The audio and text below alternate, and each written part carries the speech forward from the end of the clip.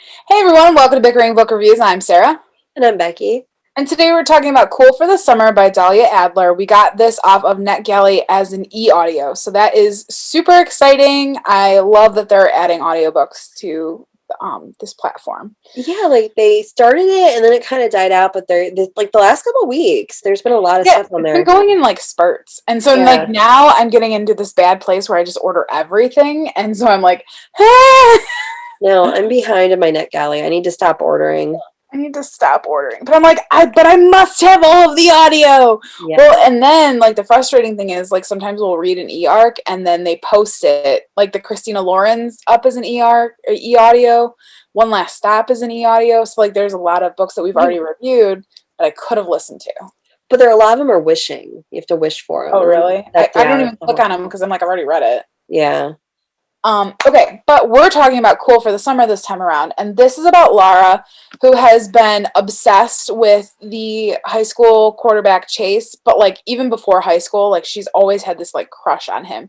And like all of her kind of goals for the end of high school involve like going to prom with Chase and going to homecoming with Chase and kissing Chase, just like super obsessed with landing this guy. What ends up happening, so we're flashing forward between last summer and this current senior year. So what happened last summer is Lara and her mom went to the Outer Banks to stay at the fancy house of her mom's boss.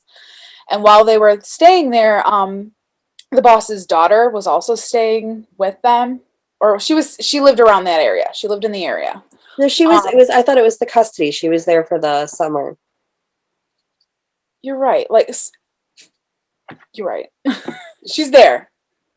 Either way, Jasmine, the boss's daughter, is there. They are together, like hanging out together for the summer. While Lara is still obsessed with Chase, she actually starts to find that she has feelings for Jasmine. And those go into a summer romance.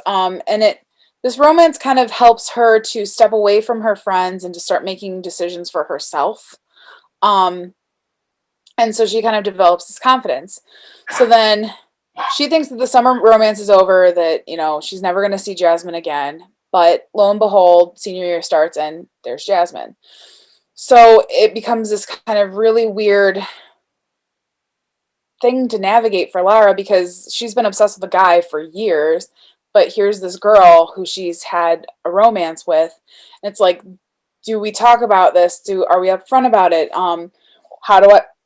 What does that mean for my feelings for Chase? And then kind of negotiating her feelings for Jasmine. And so it's like this push pull of who does she really want to be with, essentially. Well, and Chase finally notices her. I did miss that part, didn't I? So yes, Chase finally notices her and basically they've started a relationship. So they're going out, and so it's trying to figure out what's what. So my take on this book is that they didn't tell me the main character's first name for like the first fourth of the book. And maybe it was before that and I just missed it. But I was listening to the audiobook and like I was a fourth away through it and they called the character by her name and I was like, wait, that's her name? Yeah. And I kind of feel like that represents the whole book. Yeah, I try to remember this book and I can't remember anything about this book. No. It was a very generic book. I didn't particularly like Lara. I didn't particularly like Chase. I didn't particularly like Jasmine. It felt like there was a lot of manipulating going on all sides. Yeah. It was very like general. Like I think it was, I guess it's good as far as it's really kind of, it lays out people who are questioning. I mean, it really does it doesn't lean heavily on labels. I feel like it did present that idea of like exploring your sexuality in a different way. And I mean, it is definitely a teen-friendly book if the right teen finds it. I just think I want to say I've found other books that were better, but you're right, like the exploring and questioning and like it definitely gives space for teens who are questioning, because it really, like I said, doesn't rely on labels. Like, the main character does not rely on labels, and it is interesting, and it does kind of leave room for you to not have to be sure. Right. And I feel like I haven't seen it done like that before. But like I just wish that it had had a better narrative. Like it had better, like more. Like there was Yeah. something to like kind of grab onto.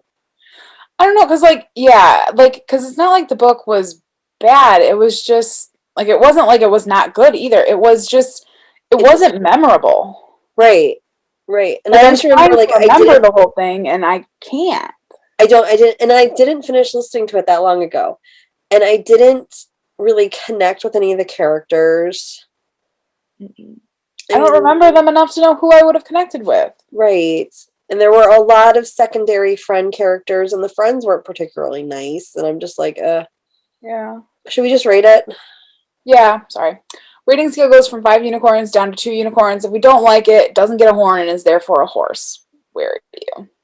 I'm at a 3. It does add something to the conversation, and I think that for some readers, this is going to be great. But I think for the average reader, they're just going to be like, okay. Yeah, I'm like fluctuating between a 2 and a 3, but I think I'm going to give it 3 unicorns just because of the space that it gives for questioning readers. So that is where we are on Cool for the Summer, and we'll see you around. All right, bye. Bye.